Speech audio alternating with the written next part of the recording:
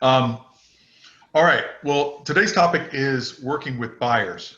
Um, you guys, I know a lot of us are working with buyers. About 60% of our deals working with buyers. Um, so I want to talk about anything that we haven't talked about before, plus a few other things. And if you guys want to go back over some stuff that we have talked about, feel free to chime in. I know a lot of you guys have missed some of our trainings when we've done the buyer brokerage agreement, when we've done um, things on apps and winning multiple offer situations and stuff like that. I know that's been a big, like most of my topics, a lot of times I talk about things that have, you guys have been asking a lot of questions about lately. And I've been getting a lot of questions lately about the multiple offer situations. And so I wanted to go over that, what you guys are using to win those, and maybe some ideas that you guys aren't. I'm hearing other ideas I'm hearing from other agents, and maybe kind of share those and help you guys win more of these multiple offer situations. So you don't keep running around for the same buyer over and over again until they find something on their own, right? So let's talk about some of that. And got a good group today, getting better all the time. I keep having people come in. And again, for those of you who just joined, I did not mean to open a waiting room. You guys are supposed to be able to get right in, and I dropped the ball somehow. So still letting people in. All right. So let's talk a little bit about these things. I want some feedback from you guys. I appreciate you guys all being here. I want some feedback from you guys on what are you finding are your biggest challenges working with buyers. And if you want to go over the buyer brokerage agreement, stuff like that, quickly, I can do that. But what are your biggest challenges you're finding right now working with buyers, finding them is it finding them the right house? Is it winning multiple offer situations? What are you guys seeing? Those of you who are in here today, what are you guys seeing? I cannot get the buyers to sign the buyer's agreement. Okay. What else are you guys seeing? Finding a property. Finding available property, finding inventory? Okay. Yep. Is that a lot of you guys doing that? A lot of it finding the right house for them? Okay. One of the things we talk about when we talk about the buyer brokerage agreement, and anybody, let's get a couple more. What else are we finding? I'll be writing these down.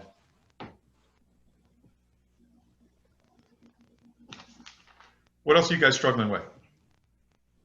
Definitely multiple offers. Okay. I mean, multiple, like 10 and 20 on a good listing. Right. Okay. What else?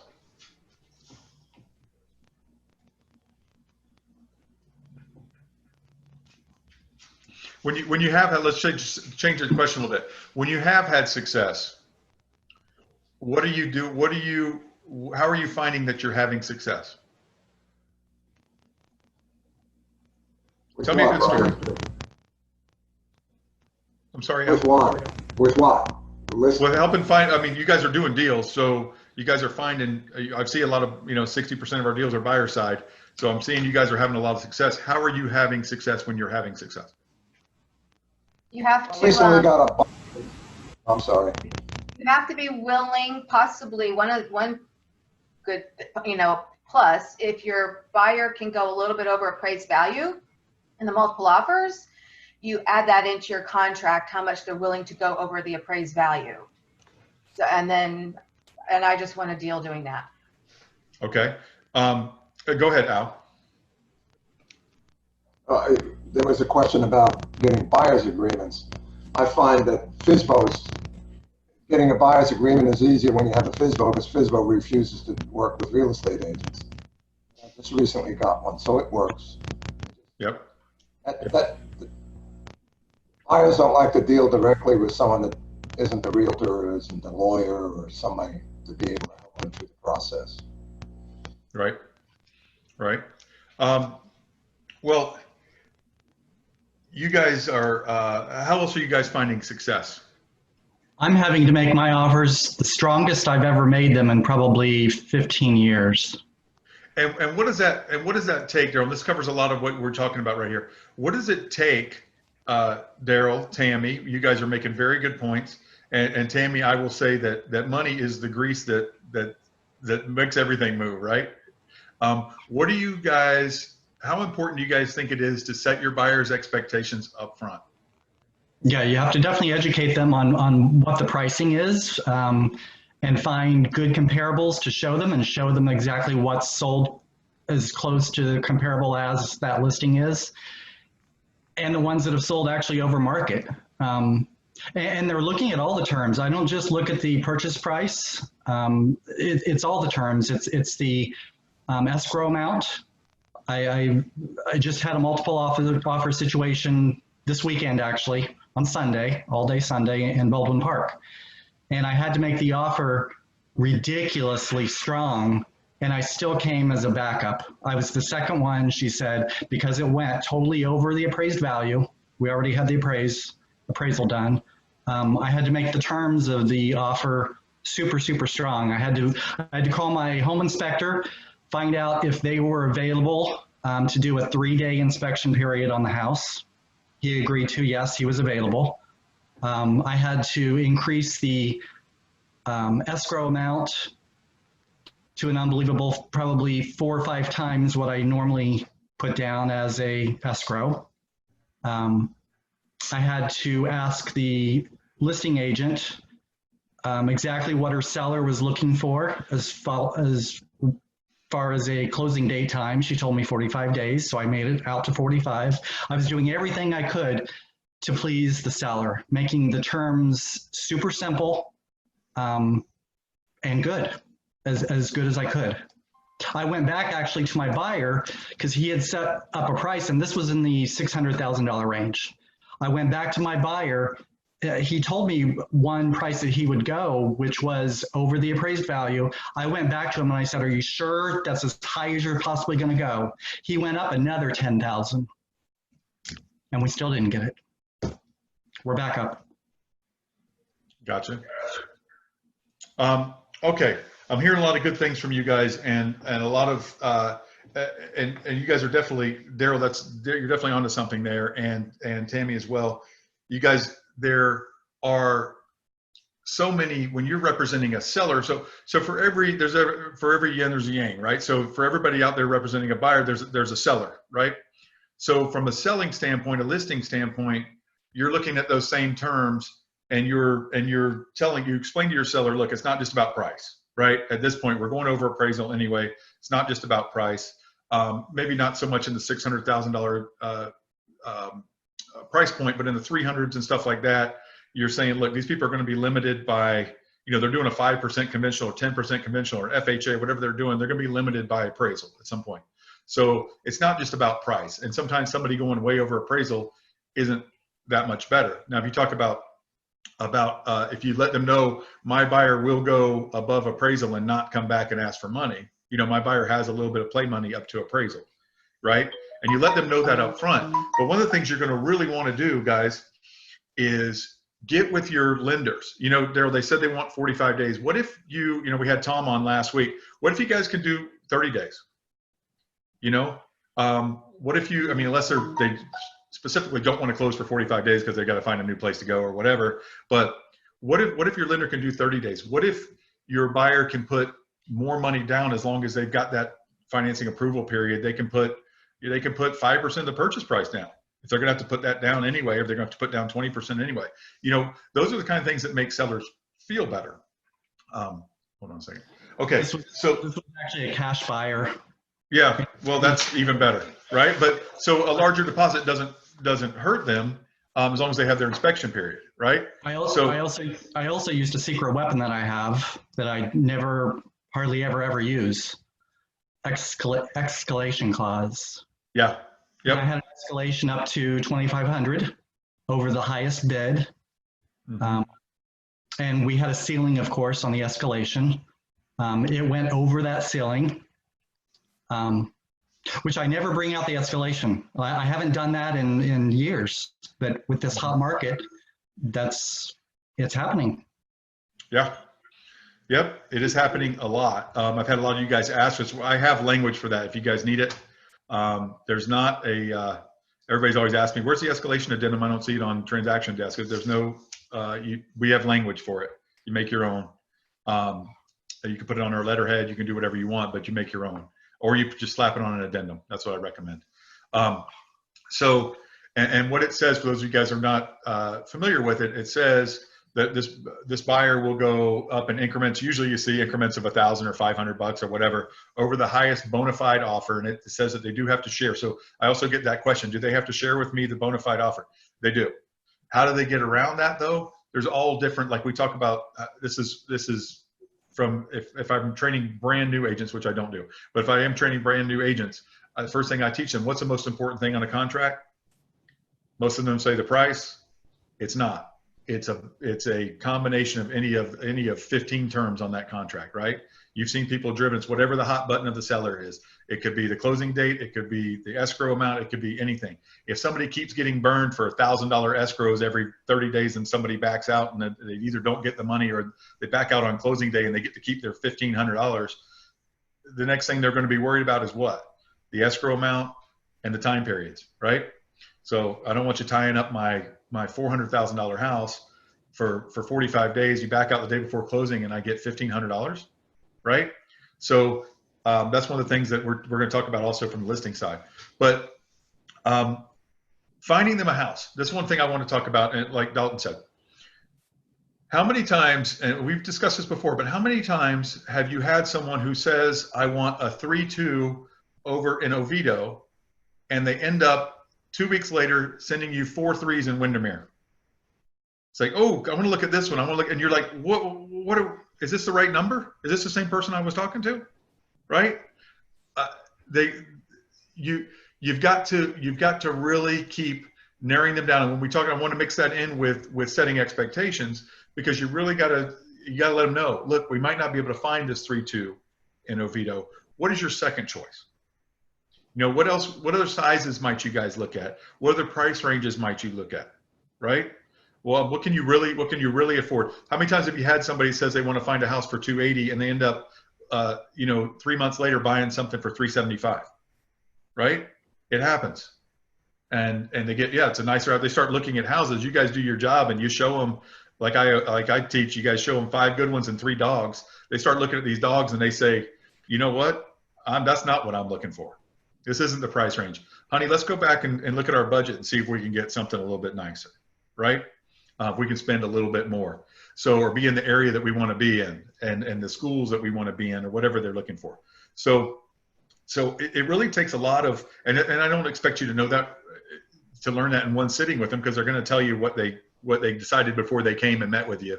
You met them at Panera Bread at 10 o'clock on a Saturday. They already had their story figured out before they got there, right? Of what they wanted. They've talked about it. But they don't know anything, guys. They think they know because they've got Zillow.com, but they don't know anything. And they don't really realize what it takes to get a house now. But Zillow says we can get a 3-2 over here for $285. Well, you start looking at those 3-2s and they say, you know what? Maybe 350 is more our price range. Right? Has that happened to everybody? Give me a nod if you got on video, if that's happened to you. So that's one thing. You'll find out more as you go along, but they've got to really open up their parameters, just like you guys do. If you want more leads, what do? You open up your parameters, right? If you want more action, you open up your parameters. Same thing. I don't care if you're on Match.com or if you're buying leads from Zillow.com. You open up your parameters if you want more leads, right? So that's the way it works. So multiple offers. That's something I want to really delve into, because that's something I'm hearing from you guys all the time, and you guys are expressing it right now. Get with your partners. Find out what you can do for multiple offers. Why do you need 10 days for inspection? You don't, right? I bet you I can get an inspector out somewhere by Friday, and I can get an inspection report by Saturday if I start right now. Am I wrong? Anybody else? There's plenty of inspectors out there looking for work, and they will work and they'll go quickly, and they'll have your report. For to win a multiple offer this week, which is why you don't have an inspector today on this talk, because I used Rich this morning. Right. Thanks a lot, Dalton. By the way, that's why I'm just shooting from the hip here today, because I was supposed to have Rich on here this morning for an inspector, and he canceled on me because I didn't know it was because of Dalton. Thank you, Dalton. So So if you guys don't get anything out of this training today, it's because Dalton ruined it. It was supposed to be an inspector, but he backed out on me in the last minute. Thanks a lot, Dalton. But you see that, but he jumped on that instead of coming here. But you can get an inspection by Friday, right? Why do I don't need 10 days. We do 10 days because it's out of habit. The contract says 15 if you leave it blank. So we think 10 is good. 10's not good, 5's good. Do 5. I want to know within 5. If I'm the seller, if I'm representing the seller and somebody's got a 10-day and somebody's got a 5-day, I'm all other things equal, you can pick the 5-day, right? Because we're going to know within 5 days if this person's just jerking me around. And do not do this anymore. And because it drives me absolutely bananas, do not tell your client, let's go in at full price and then we'll negotiate after the inspection. How does that work? Not very well right now, right? Unless there's a real issue, that's going to get you nowhere. So I know a lot of people, I think some brokerages, without saying their names or initials or anything, I think that that's what they teach their agents and that's what they taught them for years. Do not do that, okay? It really irritates people. You know, obviously if you have a real issue when you get in there, then by all means represent your client and try to get the best deal you can. Try to get things fixed, but don't have that be your strategy. Let's go in over asking and then we'll talk them down later. Okay, that doesn't work real well right now. So do your 5-day inspections if you need to. Get with your lender. You've already introduced them to the client. The client's already introduced themselves. Find out how quickly can we close on this deal realistically. Okay, realistically, how quickly can we close on this deal? The lender's like, that's why I wanted to have Tom tell you guys last week how much he makes when he does a deal. Do you think Tom wants to upset you guys? No, right? He wants to work with you over and over and over again, just like you want to work with your clients over and over and over again. Who does it make it look bad if Tom says, I can do this in 20 days, and then he doesn't get it done, you have to ask for an extension, right? It makes everybody look bad, but especially it makes Tom look bad, or whatever lender. I'm just throwing Tom out there because he was here. So that's why I wanted to have Tom talk to you guys. Tom makes about half of what you make on a deal, right? So he makes about half of what you make on the loan amount. So if you have a 20% down, he makes 40% of what you make. Okay, so he makes a little less than half of what you make. So do you think he wants to upset people? No, he's not in business, just like you're not in business to give people bad service. He's not in business to get bad. He will be honest with you. Any lender should be honest with you if you have a relationship with them. So create relationships with them where they don't want to let you down. If you tell them, look, Tom, I do one deal every 3 years, you know, take a shot at this one. That's one thing. But if you say, look, Tom, I represent 15 buyers a year and I'd like to really work with you in the future. Let me know how quickly you can get this done realistically. And I want a realistic time frame. Please don't jerk me around, right? Now, something may happen in underwriting, or if they go to, you know, they go buy new furniture before they move in, whatever, something could happen. But a lender is going to be honest with you because they want to close a deal. So find out if you can close this deal in 30 days and ask them, you know, Daryl, on that deal of the 45 days, maybe they didn't want to close for 45 days, and you didn't have a lender anyway. But if somebody asks them, you know, would a 28-day close help? Most sellers, would they rather close in 28 or 45? Most of the time, 28, right? So find out that thing. Don't be afraid to ask questions about the seller. Do they have somewhere to move to? Or are they just starting to look, right? Because now we know how important that is. Guys, do your diligence, figure out what's important, find out what their hot button issue is. If you've ever sold anything else in your life, do you know when you go to a car dealer, they have several ways to get you, right? And so what they do is they talk to you and they find out what it is. Car dealers will make money on, obviously, the price of the car. They will make money on your trade-in. They will make money on your financing. So they're going to ask these questions when you come in. They find out what's called the hot button for this particular buyer, and they hit that hot button.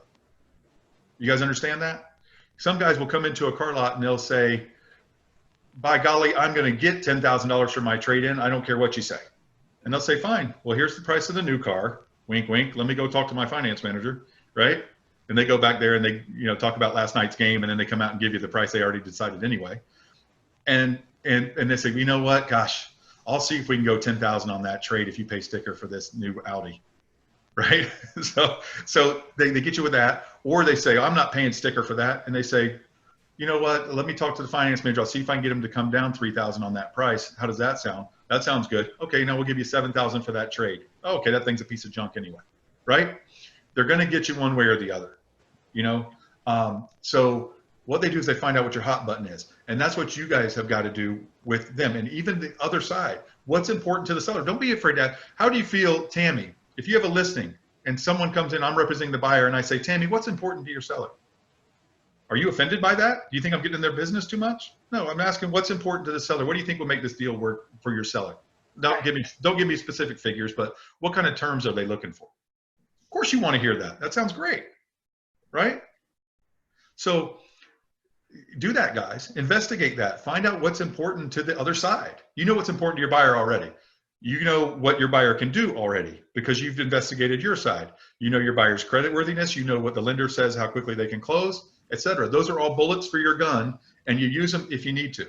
You know you can do a 5-day inspection, but you don't know how important that is. Tammy, I see it's been under contract before. Was that an inspection issue or a financing issue where it fell out? Now, I could probably tell by looking at the dates that it came out of contract, right? If it came out in the first 10 days, it probably was inspection. If it came out 25 days later, probably financing, right? But let's figure that out, right? Is there anything that they need to, and if you see it came out during inspection, is there anything you guys need to disclose that's not on the disclosure? You know, that kind of thing too. Guys, do your job, be good at what you do, okay? That's important. So multiple offers, there's lots of ways to win these. And I want to talk about the escalation clause as well. I have a question. Yes, ma'am. If an agent calls a listing agent, they're not allowed to disclose the offers that are on the table, are they? Like, we have a highest offer of this right now, or? No, I wouldn't do that. Only would do what's in your seller's best interest. I'd say we have some offers. We have some pretty attractive offers available. If you'd like to do this, I'd recommend a high and attractive offer. You know, however you want to say it, with good terms. Hey, Ryan, how about if the seller gives the listing agent permission to discuss what the offer was? You can do anything your seller gives you permission to do. Well, legal and ethical, yes. That you absolutely can. If your seller says, I won't take anything below listing price, you can say that. Yeah. Another question. So I've had an offer or a listing that's been under contract, and these people are self-employed 1099s, and because the country was shut down for 2 months, they have to have 2 months of income in their business. So they're using these extensions to take care of that, which is crap. But anyway, we might end up not closing, and my seller is like, well, I don't think I want to take any more self-employed buyers. And I was going to call legal. Is that legal? Can they say we only want like W-2 employed buyers that have a W-2 and are employed, because these 1099s in this market with this COVID is like a nightmare? Oh, that reminds me of something else I wanted to talk to you guys about. I do not know, Tammy. I do not call the legal hotline. I don't know. It sounds discriminatory to me, but I don't know. It's not based on any protected class though, so I don't know. Okay. But that's one thing I wanted to mention to you guys. I got an email. I have a Capital One card with a $7,000 limit. I got an email, and I never use it. I got an email from Capital One this week saying they cut my credit to $1,500 on that card. You guys see those? You know the last time they sent these out? 2008, 2009, people started going. So they don't know whether I have a job or not, but they do see $7,000 out there I could run up on their credit card and not pay them. So just so you guys know, a lot of credit stuff is restricting, and that runs into what you're saying, Tammy. A lot of banks are worried about 1099 people. They're worried about everybody, but 1099 people specifically, because they don't have regular paychecks and they can't just say, send me your last pay stub. You know, what do you guys say if somebody says, send me your pay stub? You say, I'm 1099. I can send you last year's earnings, right? But what does that mean? What do last year's earnings mean in this COVID environment? Not much, right? So it's a sticky situation with those. So I understand that. Well, I feel kind of bad as the listing agent that maybe I did a crap job. You know what I mean? You feel terrible that these are the buyers that you're dealing with, and they're giving, you know, they're giving these sellers kind of such a hard time. But I guess I don't really have control over that when you're accepting an offer and you talk to the lender before you accept it, and they're, oh no, they're good, strong buyers, blah, blah, blah. Mm-hmm. Yeah, and this is something that gets into underwriting and they can't get through, and that's not really typically the lender's fault. But one thing, you know, Tammy, you gave them a couple of extensions, right? One, and then they want to give us another one, but we're requesting they put additional money in escrow, and they're kind of refusing, or they're not in, like, so my feeling is well, if you can't put money in escrow to assure us that you feel like this is going to close, how do we have assurance that what you're telling us is You know, am I being too stickler on that? No, absolutely not. Because we No. went So, we went under contract July 7th, and they were going to close like the 20th. We extended it to the 31st of August. Now they want the 15th of September. So sellers said, well, if they want to put more skin in the game, you know, I will extend it, but they're not really willing to do that. perfect. That's your seller's being perfectly reasonable. You've been perfectly reasonable. You don't need to feel bad about this at all. So how long did that property sit on the market? So what you have to think of all the time. Yeah, only 7 days. Okay, 7 days. How long do you think it would sit on the market if it went back on? Did you have a lot of offers? I did not, but we may have been a little overpriced. So now I'll lower the price below like 300. You know, it priced at 290, so I'd probably price it at 299 or 295. And I think it's in Winter Park. It probably would. It's small, but it would get an offer, I'm sure, fairly quickly, I would think. Okay.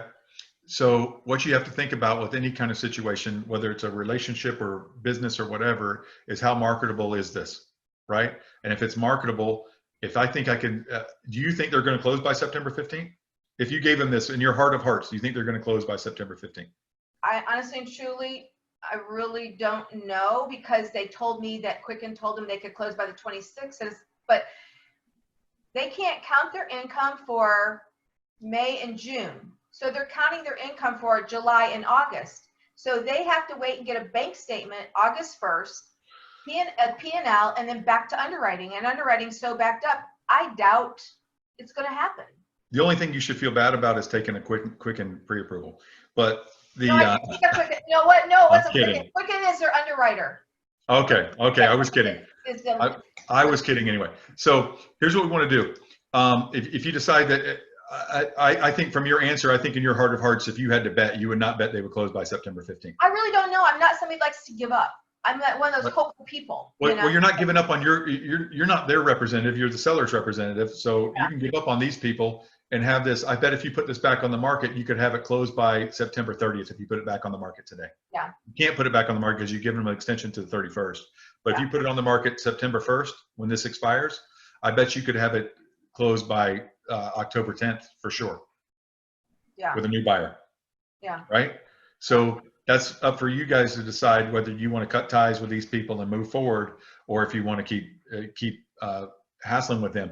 And you've said they're not willing to put more skin in the game, so that tells me they don't believe they're going to close by September 15th. Exactly. So if they don't believe it, I don't believe it. I don't know anything more than what you've told me about this deal, and I don't believe it.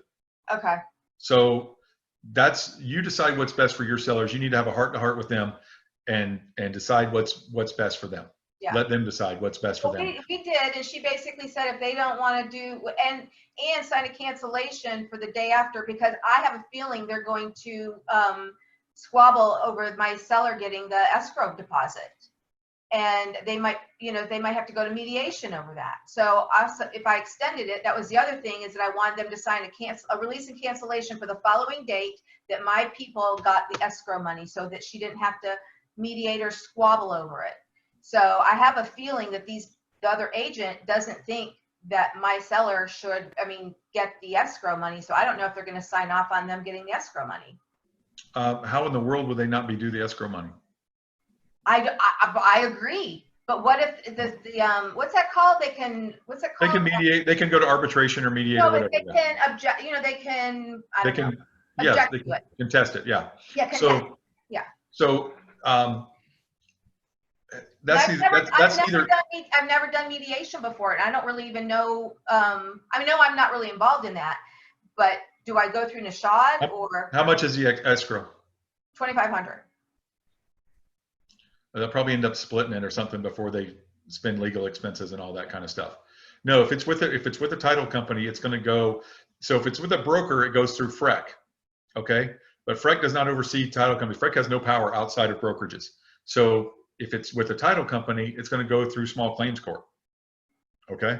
So, and it's going to take 60 days to even get going on that. And then whatever happens. So typically people decide to mediate. Is small claims court mediation or no?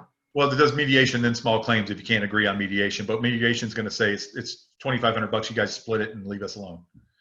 Right. If you're talking about we've had $40,000 escrow that people have fought over before. That's a little bit different.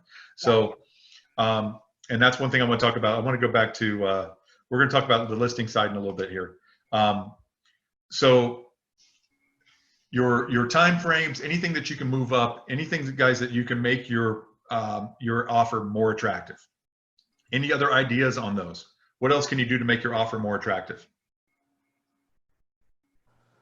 You could write a letter to the seller. A lot of people, Heartfelt. a lot of people are like me, and they're cold and callous, and they hate letters to the seller.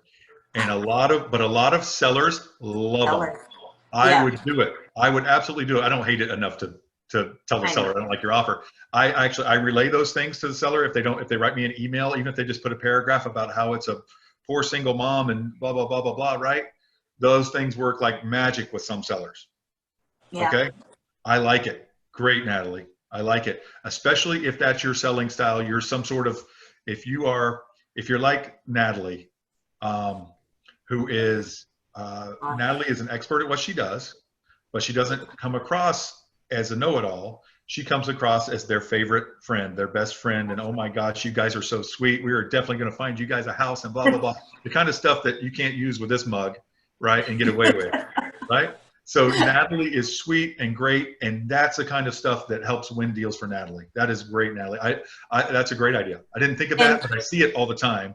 And if Kim Laney is here, if Kim Laney is on, Kim will attest to that because we both work for FRI. She's like, Natalie, you were the lowest. You know, we had higher offers, but my sellers went with your people because they're first-time home buyers, young couple, reminded them, the sellers, of when they bought the house. Exactly. That's the kind of nonsense that works with people. So emotional. Right. And so I'm thinking, no, don't take this deal. And they're like, but she's so sweet. She's trying to make it. And she's, that's how I was like that when I was her age. That's fantastic. Beautiful. I love that idea. And and I see it, and I didn't even think of it, but I see it, and it does work with people. And it works. We're under contract. Absolutely. Beat out multiple offers. Absolutely. I will tell you this, my second house I bought, the guys, and it was a different time back then. This was in 2000. And the seller came to the closing. He had made us a birdhouse. He had special keys for us because this house was so special to him. He had the house built in 1983 or whatever. We bought it in 2000, and he had lived there 17 years, and we were newlyweds. And he just thought it was so special. And back when buyers and sellers all came to the closing, and the real estate agents, everybody came to the closing. Yeah. I'm old, right? So he shows up with this birdhouse he had made us and all this stuff. It was very, very sweet, but it was exactly that kind of thing. It's exactly, there's emotion involved in selling. Emotion. Right? Yes. And there's emotions involved, and it trumps money sometimes, and it trumps terms sometimes. That is great. Thank you, Natalie. That was not on my list of things to say, but it is very smart. I like that a lot. And I see it a lot, and I hate it a lot, but it works a lot. So good for you. That's great. And it does work for you guys. So if you can pull that off at all, do it. Even if you're like me, write the letter. It does work. Say, look, I'm just trying to help out, whatever. Maybe this is my niece, or it's my niece's best friend, and she's just got out of college. She's trying to make it in this crazy world, and whatever the story is, make it sound better. Fantastic. What else is working for you guys?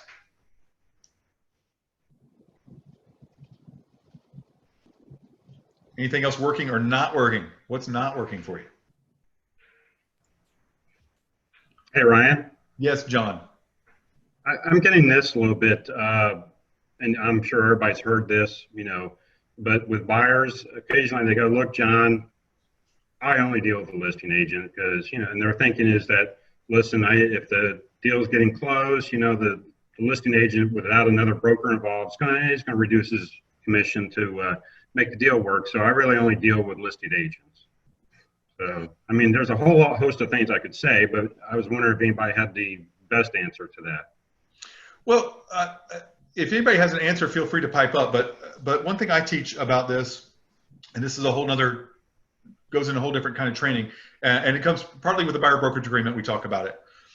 Education on why they need a buyer's agent. Guys, our industry is, our lack of perceived value as realtors is incredible, right? It is completely unfair. I was watching sitcom or something, and they were joking about realtors being useless, right? Which is not funny. So what you guys have to do is we talk about this a lot. We talk about the ethics of realtors.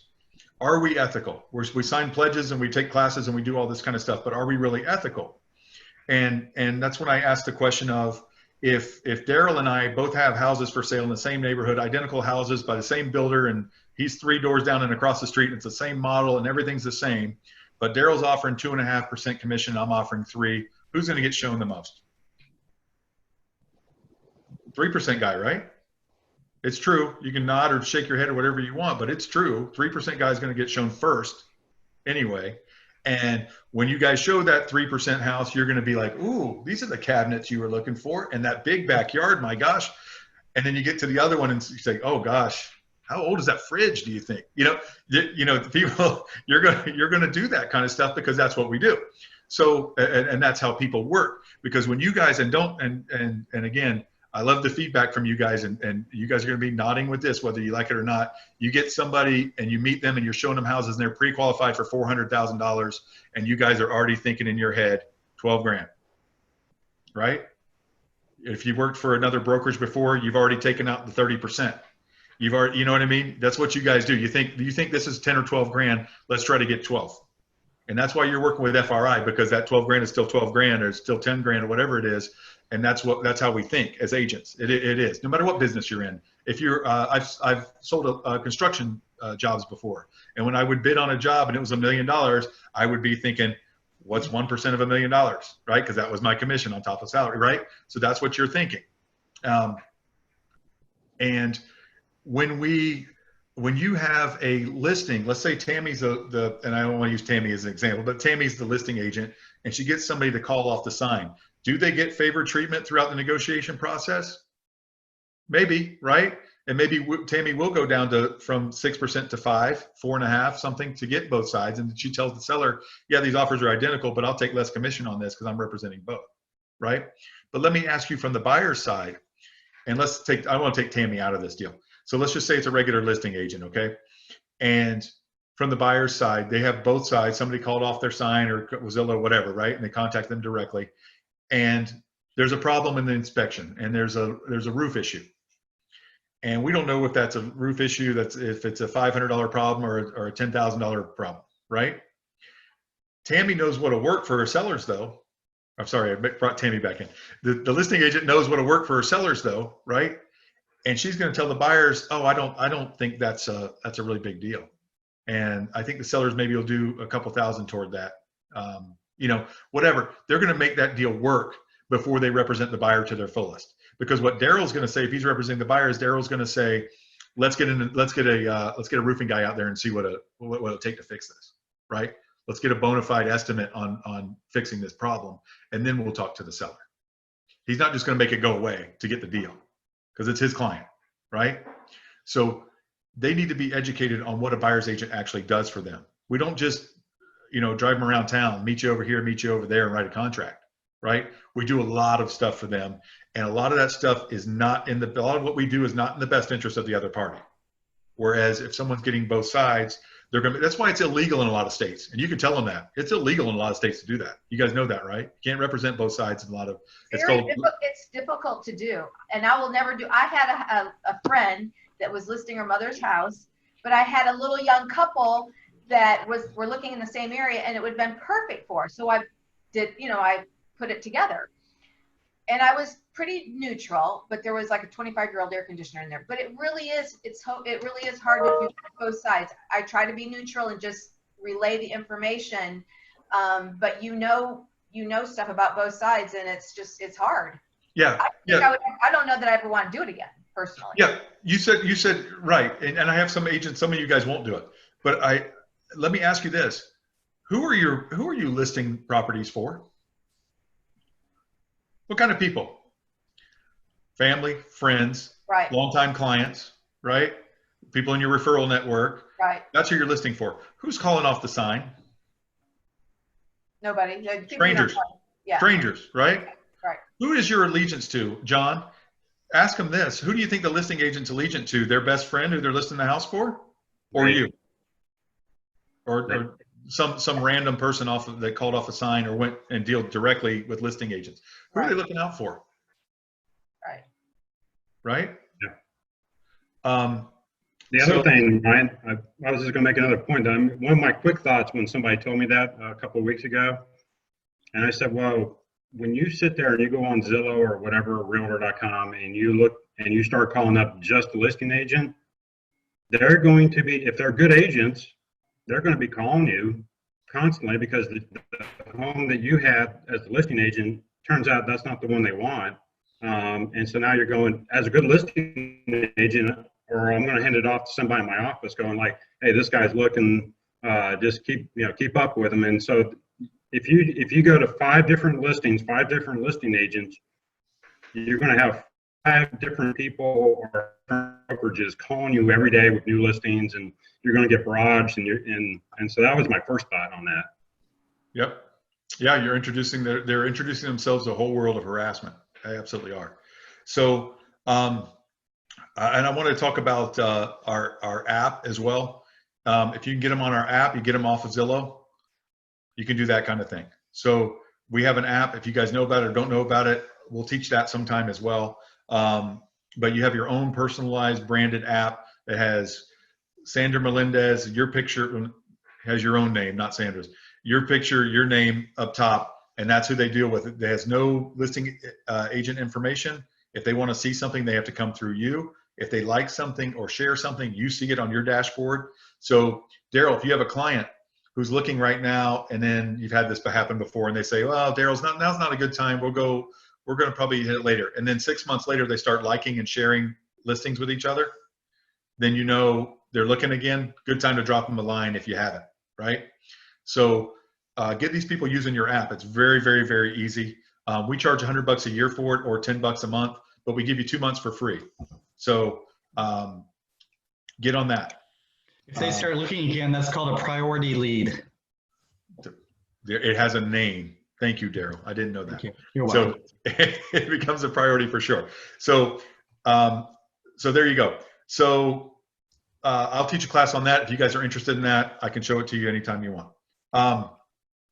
Listing side, when we're doing these offers, when you guys get a big listing, one thing I wanted to talk to you about, like Daryl, you said that listing already had an appraisal. Was that from a previous contract, or the seller just did that appraisal? Actually, I didn't ask. It was noted on the MLS that a recent appraisal just happened in May, I believe it was. How long had it been on the market? It hadn't been on the market since May. No, not at all. So this is what I would do if I have a big time high end listing. Have them spend the $500 for an appraisal. Okay. Now you know what you're dealing with. So if you get people who are offering all these escalation clauses and all this kind of stuff, what do I not like about escalation clauses? I don't want the price to just go up and up and up if these people don't have the money to make up the difference, because they're just going to come back to me at appraisal and say, oh, look, it's $12,000 less than what we contracted. What can you guys do for me? You know, get an appraisal. Now I know what I'm dealing with. You know, it might not be worth it on a $150,000 house to spend $500, but on a $600,000 house, let's spend $500 to get an appraisal and we know exactly what we're dealing with. $450,000 house, let's spend $500 on an appraisal and we know exactly what we're dealing with. Now we can get you the best deal. Okay, that's something to think about on that. I actually have a house I listed for $599 that appraised for $579. We listed at $599 hoping somebody would pay over appraised value, but we didn't disclose it. They went under contract and then they waived the appraisal, so we sold over what the appraised value was just by doing that.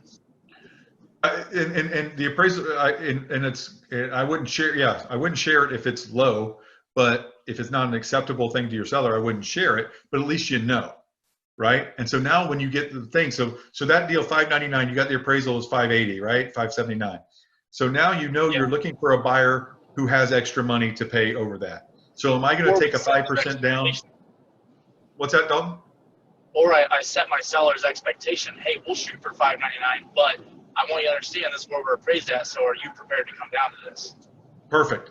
Perfect. So yes, you're setting expectations, and then when you get, if let's say you do get that 599, and they want, you see that it's a pre-approval for 5% down. Do you think they're going to make up 20 grand if they're doing 5% down? Not as likely as if they're doing 20% down, right? So you know what kind of offer you're looking for now too. So as a seller, and you have a lot more now that you have multiple offers to look at, that's the kind of thing that you want to look at. And it doesn't have to be 600 grand. It could be 450, 400, whatever. But I want to talk about escrow too. As a seller, nowadays, demand the higher escrow. Like we just talked about with Tammy's deal, demand the higher escrow. They can, with the ability now to get out of contracts earlier, 30 days instead of 7 days before closing, like it used to be before the new contract came out. With these, knowing that you're probably a lot of times going to split it, you got to have some kind of hammer more than $1,000. Okay, you're enticing people to tie you up for 45 days for $1,000 or $1,250 or $2,500 or whatever it is. Make sure it is a good 2% of the house price. Okay, so if it's a $400,000 house, you should be getting $8 grand in escrow. If they don't have that, then they shouldn't be dealing with it, right? So obviously, if you're selling a FHA deal for 150 grand or whatever, that's different. But you guys, you get a bigger escrow. That's one of the things that you should be asking for. If you explain it to your seller, they're going to agree, but you absolutely should be asking for it. We talked a little bit earlier about it, and I mentioned this, I want to go back to it, about the seller who, can I disclose what the seller's minimum is for things? And I told you, you can say my seller will only take the listing price, right? You can say that. It's important that you say stuff like that, or you're going to be wasting your time, first of all. But second of all, what if your seller needs to close in 30 days? That's something to tell somebody right up front, right? You can absolutely, it's a term, just like the price. It's just like anything else. You can share terms if it's important to your seller to share those terms, okay? And if you're a buyer's agent, ask, like we talked about, ask them what's important. So now, as a buyer's agent, I'm trying to sell you, this is a whole different deal than it used to be, right? And that it will be again in the future. It's a seller's market. I'm trying to sell you on my offer. Here, take my money. Let me give you my client's money, but I have to sell you on that. So again, what's important to you? If I'm selling you, what's important to you? Ask the questions. What's important to your seller? So yeah, we're gonna move up time frames. I want to save the buyer brokerage agreement. Sandra, I apologize, but I want to save that. But guys, if they won't sign a buyer brokerage agreement with you, they're probably going to jerk you around at some point anyway. Okay? So there's a way to present it. A lot of you guys, I see a lot of the faces in here that I've talked with before. I don't want to put you guys through that whole thing again. So there's ways to present it, though, where they realize they're getting more out of you than you're getting out of them. Okay? So you've got to present it with that mind frame. They're lucky to be working with you, Sandra. They are. And you need to let them know why. And there's a way to go through the buyer's brokerage agreement and do that. And I'm going to save that for another time because we're already 50 minutes into this. So do you guys have any other questions? Anything that's working, not working? Any kind of questions on what's going on in the market? I did want to share that credit card story with you guys so you could see that a lot of the credit stuff is restricting now. They don't want that money out on the street. So they're restricting that. If you don't, it said due to the lack of use, due to your lack of usage pattern or whatever it was, we're restricting your credit limit from 7,000 to 1,500. So that's the kind of thing that's going on out there. I saw somebody posted on Facebook, the same thing happened to them. Yes, there's somebody raising it, Natalie. Hi, Brian. Okay, with my listings, like I had some offers and I don't tell people price, obviously, but I will let them know, hey, I've received an FHA or a conventional. And of course, everybody wants to know if we've got a cash offer. So is that okay to say I've received an FHA? Talk to your, yeah, it's okay to say, it's okay to say the kind of offer that you would prefer. I make sure your seller, as long as your seller is on board. And you guys like another, another buyer's agent that, say I've already got an offer, FHA offer, another buyer's agent wants to put in an offer, and they ask, of course, do you have any offers? Well, yes, you know, it's a great offer, and I could tell them it's FHA or if it's conventional, or is that not? What I do is ask them, is this an FHA offer that you're giving me? Right. Right. And yeah. And then they know it's important to you what it is. I don't Right. like to tell them we're not going to take, you know, they have an FHA offer, but that's not what they're looking for, because we put on there that they would take it, right? We put on there that they would take FHA. So I would say, is this an FHA offer? And, you know, because you have some properties where you don't want FHA offers. You don't prefer them, but you hate to close the door on them because it's in the price range where FHAs are going to be prominent. I think buyer's agents just know that if I've got a conventional buyer, my conventional buyer is going to beat out your FHA offer that you've got for your seller. All things equal, yeah. And then nowadays, though, and now they're getting to where they're going over asking price with their FHAs and then asking for money back. Well, what good am I doing my buyer if I do that and then the appraisal comes in at asking, and now I'm asking minus $5,000, right? So that's not good. And that is definitely, you know, the type of loan is just like any other term, just like when it's going to close and how much escrow and how much price. That might be the most important thing to your seller.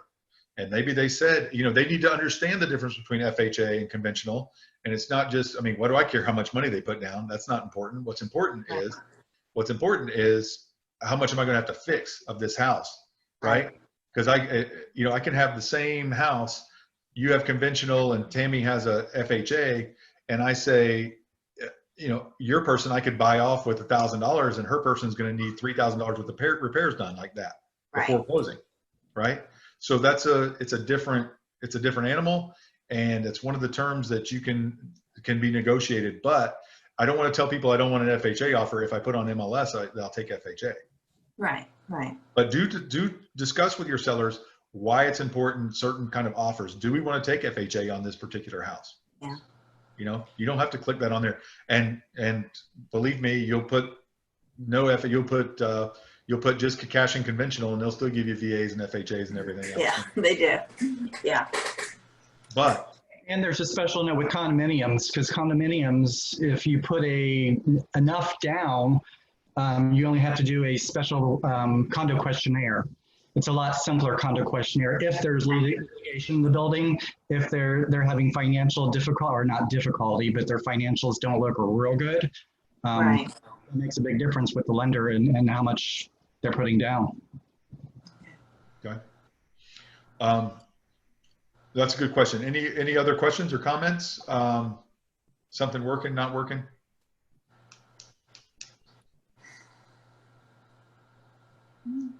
Awesome. Quiet group. I love it. All right. We have, so if you guys are doing, any of you guys doing any programs to attract buyers, any rebate programs, anything like that? Anything like that? John, I know you are. Anybody else doing a program where they're sharing commission with their clients? Nobody? Okay. Awesome. Then I don't need to talk about that. Rebate, I'm sorry. The rebate program means that you are, your commission, you are dividing it with your clients? Yeah, you're taking the part of the commission that we don't take and share it with your client. Yeah. Okay. I have 2 pendings on those. Oh, so you're doing that. Okay. And new homes, new construction. Now, is it an official thing you're doing where you're advertising that, or are you just, these are your friends, or what, you coaxed them into it by telling them you'll give them some money back? That was a seller, a listing that I had prior that I sold the property. So they were my sellers in a prior property, and they just bought 2 houses, and that's what it is. Okay, fantastic. So it's relationship. So it's relationship sales. How would you advertise that anyway? Well, you do you could do a Hometown Heroes program. You can do something like that. And anybody that works with you, they get that. Obviously, I need to look at it for compliance before you do it. But you know, anybody that's you know, firefighter that works with me gets, you know, 10% back or whatever it is. All right. There's all kinds of different stuff that you guys can do, and we talk about this a lot. What to do with the part that FRI doesn't take, how to spend that to keep your business flowing and moving and moving. You control your leads, guys. You control your business. You control your life. You can work for any brokerage in the world. You can do whatever you want if you control your leads, and that's what you ought to be doing with this 30% that we're not taking. Okay, that's what you ought to be doing. Any kind of help or questions you guys need, whether in this group or separately, give me a call, give me an email, and I'll try to help you with it. Any other questions? I have one more. Yes, ma'am. So since you said, legal said, dispute was the word I was thinking of, dispute. Legal said that they could go to mediation, but so now what I'm hearing you say, I've kind of prepared her that you might have to go to mediation if they dispute the escrow, but should I have been maybe more preparing her that, hey, you might just split it, or now where should I go, do you think? Well, what do you think they're going to ask you to do at mediation? I don't know, because I've never even. Well, you've never been to, okay, you've ever been to mediation for anything, they try to work out a compromise before you go to court. They don't want you tying up the court, so you go tie up somebody's conference room. So you don't think they would award it to the sellers based on the facts of That's not what mediation is. Okay. Mediation is getting two people to agree to something. Okay. Right? So if I mediate an argument between you and Daryl, I'm going to mediate. I'm not just going to go in there and say, Daryl's right, you're wrong. Get out of here. Right? So mediation is trying to get you to compromise. That's what mediation is. Court, when you go, if mediation doesn't work, then you go to court. And a judge will say somebody's right and somebody's wrong. So if you can't agree to something there in mediation, you're tying up your time and energy over, again, $2,500. I don't know how important your client's time is, but this is a lot of to do about $2,500, which is why people typically just, let's split it. Yeah. Or I'll give you guys 1,000 back. Or I know you guys spent 400 on the inspection and 500 on the appraisal. Here's $900. Get out of here. Yeah. Okay. So just something to think about, whatever it is. Okay. But mediation is trying to get two people to agree to something before they go to tie up the courts. That's why you have to agree to mediation. Then you go tie up the court and the judge rules. Okay. Yeah. Ryan? Yes. So how do I find out? Do I call you about that app, that $100 app? Yeah, talk to Abby. So you guys don't know, Abby is helping us. Jessica has taken another job. And Jessica's a wonderful resource for us. She's a great person, and she's found a job that she really likes, which is great. She was with us for 3.5 years. But Abby is with us now. She's doing marketing stuff. I'm not quite ready to unleash her on you guys because she's not as much of a real estate person as she is a marketing person. So we're teaching her stuff, but she's handling the app. So her email is the same as mine, except it's Abby, A-B-B-Y, at FLA Realty Investments. All right. So if you guys need anything with her, you'll see I'll start copying her on stuff. I'm slowly working her into being able to help you guys more and more, but trying not to get her so much into the admin stuff and more into the marketing stuff. So if you guys need anything, Abby is there for you. Her ABBY. And what was the name of the app again? It's the FRI app. So don't download it. There's one on, if you go on your Google Play or your iOS store, your Apple store, there's a FRI app, Florida Realty Investments app. Do not download that one. That's our corporate one. You'll get your own that they'll send you. If you download the corporate one and you start sharing it with people and stuff, the leads come to me and I have no idea who they are. Okay. I have no idea who to forward them to or nothing. I don't care anything about them because I'll just get them and I don't know what it's for. So don't download ours. And if you download ours, you have to uninstall it before you download your own. Okay. But the company, it's Smarter Agent app, and it's the same one a lot of brokerages use, but a lot of brokerages have them, and then they can pull down the list of agents they want to work with. Yours is yours alone. Okay. So anybody you invite to that app or you share that app with will only deal with you. I'll never see it. Nobody else will ever see it. Okay. The leads are yours. You do with them what you want. There's no fee or anything other than the fee for the app. And it's just like, it feeds right off the MLS. It's just like the MLS app, only everything they do comes to you and you get to see everything that they're doing. They provide a link that we can put on our social? They have QR codes, they have links, they have all kinds of stuff. Absolutely. Cool. Yep. I can share by Facebook, text, Facebook, Twitter, QR. They can text FRI Ryan or whatever name I make up to 87778 and it'll send them the link, whatever it is. Yep. It's really cool. It's very friendly. Can you put the link or whatever in the notes? Yeah, no, contact Abby. Abby will get it for you. Okay. You get 2 months for free. If you like it, then she'll send you the credit card authorization to get it. If you don't, then you don't. Okay. All right. Any other questions? All right. Well, guys, I have enjoyed. I have one, Ryan. Oh, it's Lou. Hey, Lou. So I've been bouncing in and out of the meeting here. I've been working. Listen, regarding how does our app compare to the what's it called, Home Snap? Is it very similar? I don't have the Home Snap app, Lou. I wish I could tell you how it compares, but I'm not familiar with it.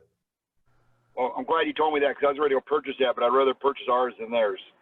Well, we'll come in and I'll show you how to do it. The app thing, gosh, I'd like to do it by Zoom. It's kind of hard to do by Zoom because I can't even pull it. You know, it's not something I can screen share. But it's something I can do in person really well, but I can't really do it like this very well. So Lou, if you want to stop in and see me next time you're around, I can show you, or I don't know how else to show you guys. Will do. Thank you. Hold on one second. I'll see what I can do here. You can do it. You can share. Yeah, I can share. Yeah, you know what? I could just share it with Lou, couldn't I? Thanks a lot. I can share it with anybody I want to, but it's going to be the corporate one. So if you get the app for yourself, you need to get rid of the you have to uninstall it. But if anybody wants the app sent to me, put your stupid phone number in the text and I'll send it to you. I'll text it to you. And you guys can download it and look at it. But this is the corporate app, so it doesn't have anybody's picture or face on it. It just has our logo, and I'll send it to you. Okay. So nothing's in the chat yet, but put your number, Lou. Put your number in the chat. Anybody who wants to take a look at this, put your number in the chat. The YouTube channel. Thank you. That was a great idea, Martha. Thank you so much. You're the best. And you know what? The Rate My Agent, the classes from MLS. Yes. That's good. It's only 15 minutes. And really? Okay. Yes. Yeah. Are you guys doing any of the Rate My Agent stuff? I'd like to.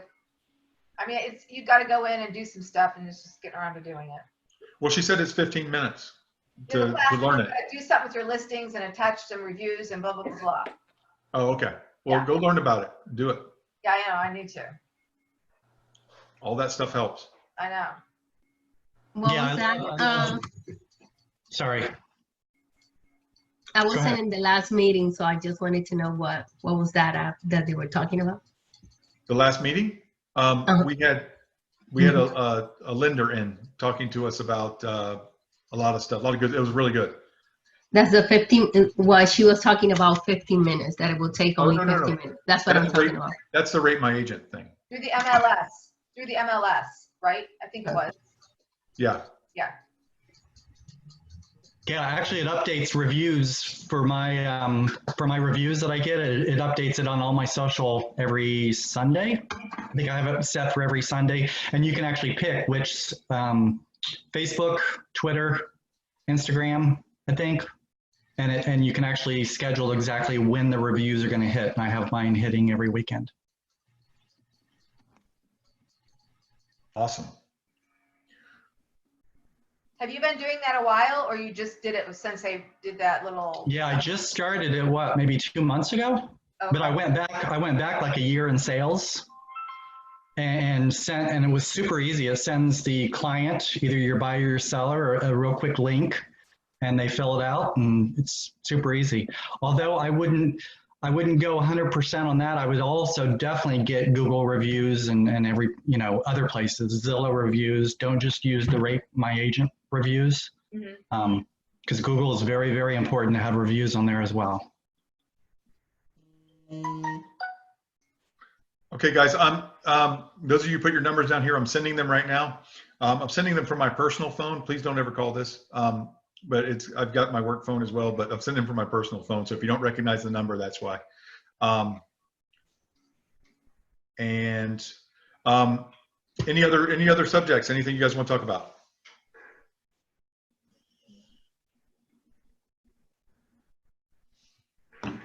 Ryan, Yes, ma'am. I can share some links that the class today. So give me 1 second and I share on the chat. Okay. The people can start doing the Rate My Agent.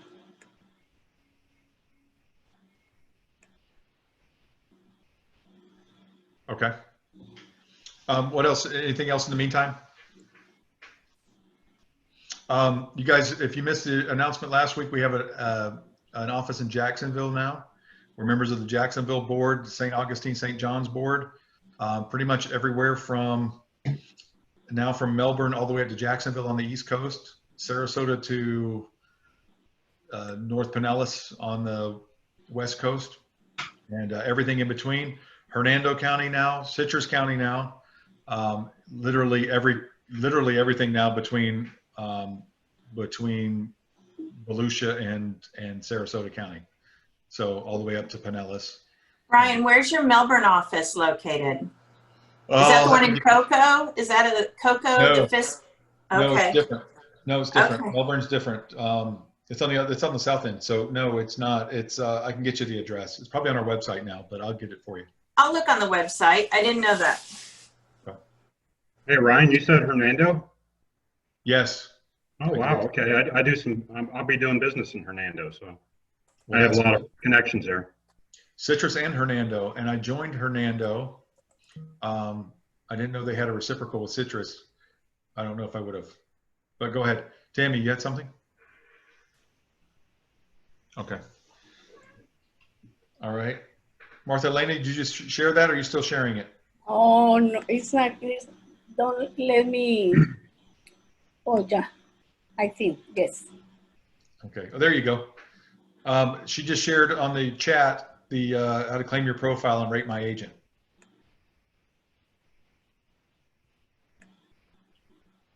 All right. I think you have to have a listing to start out.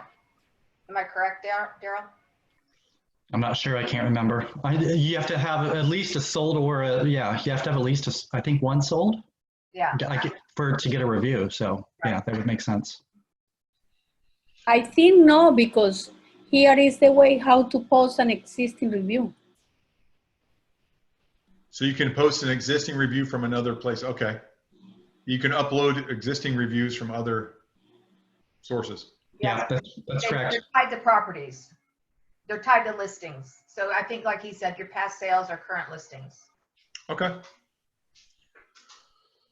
All right, everybody. Well, I am going to stay in the chat because I got a lot of phone numbers I got to send this thing to.